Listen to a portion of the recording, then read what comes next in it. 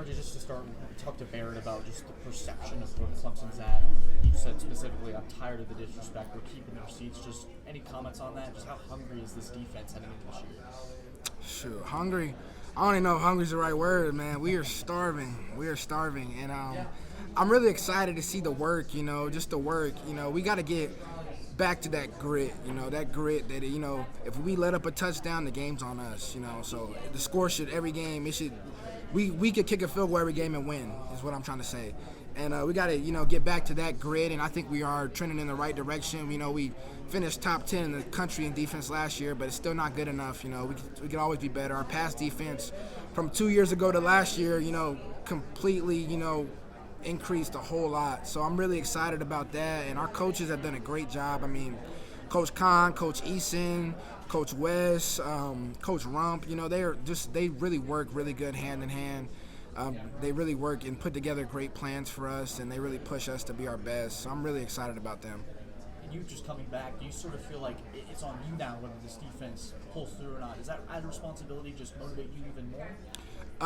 Shoot, I don't even look at it like that because I know that I got people around me that, have been there and done that, and I can count on my brothers like Barrett Carter, Peter Woods, TJ, Khalil, Tyler. There's just so many guys that are special and leaders and experienced vets on this defense that I don't feel like a ton of pressure at all because I know I got playmakers all around me, so I can count on those guys.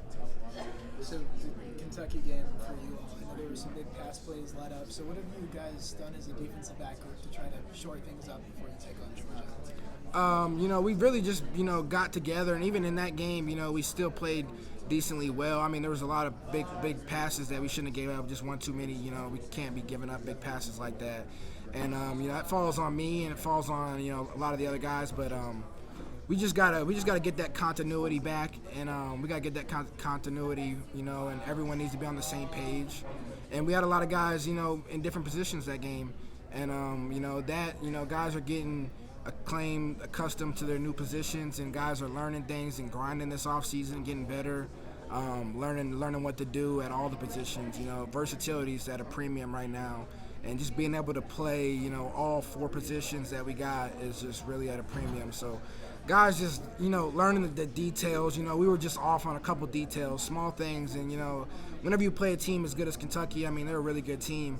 The margin for error is really small. So if you're off by one step, you take one step in the wrong direction, they got Barry and Brown, who's a 4'2" guy who could fly and make you look stupid, So they, the margin for error is really small, in those games, and they were a really good team, So with some of the younger defensive backs played in that game, coming into some bigger roles for you, what do you do as a leader to help bring them along? Those guys have really done a lot. They don't really sit around and wait to be led, Sheldon Lewis, Avion Terrell, Khalil Barnes, those guys are dragging me up, I'm trying to get them. They're like, I was about to call you, like they're on that type of time, and like it's their last year, and that's really encouraging to see.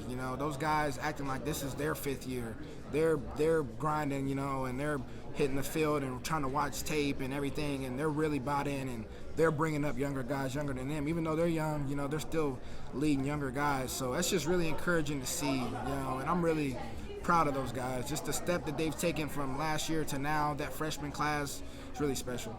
Wes Goodwin was asked about the NCAA game coming out, but he said, I don't know anything about that, but we just need to get back to playing dynasty mode. How does Clemson get back to that dynasty sort of status? Just the little things, it sounds cliche, but you see a bottle on the ground and you just leave it in the facility. Those things like that, can get you beat.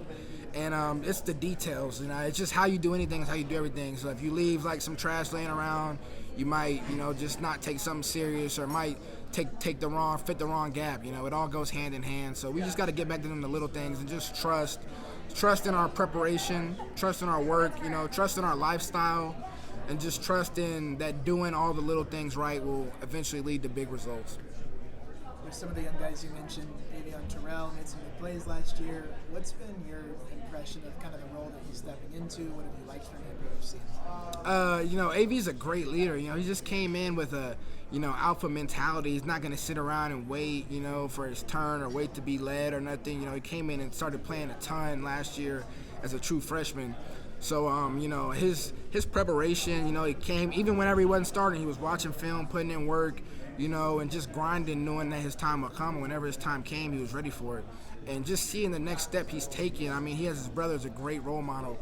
And, Nate came before him, great role model. And, he's really just excelled. His footwork is unbelievable. His knowledge of the defense for a corner, is just unbelievable. Most corners you would think, would just know what I got to do. My safety's telling me what I got to do. Nah, like this guy knows, the whole scheme, the fronts, he knows the backers, he knows what everyone's supposed to be doing. So it's really incredible. Last question for me. We asked Barrett, between you two, who's better at college football 25? I already know what he said. But he's lying though. He's lying. I'm not gonna lie.